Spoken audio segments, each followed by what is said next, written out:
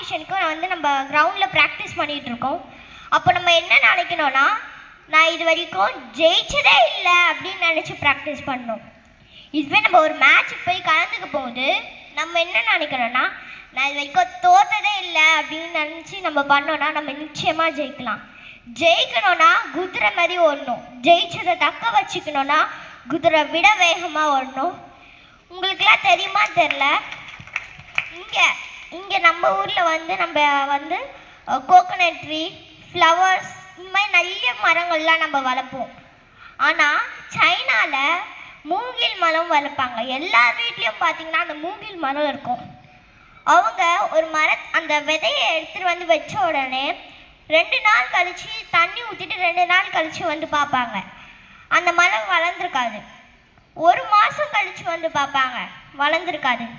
4 மாதம் கழித்து பார்ப்பாங்க, வளர்ந்துருக்காது.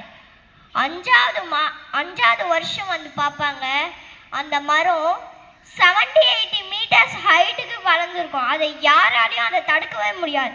அந்த மாதிரி தான் நம்ம அது வரைக்கும் அது என்ன பண்ணிட்டு இருந்தது, அதோட வேற பூமியில் நல்லா பரப்பிட்டு இருந்தது. அவ்வளோ ஹைட்டுக்கு போகிறதுக்கு பூமியில் நல்லா அதோட ஸ்ட்ராங் படுத்திகிட்டே இருந்துச்சு.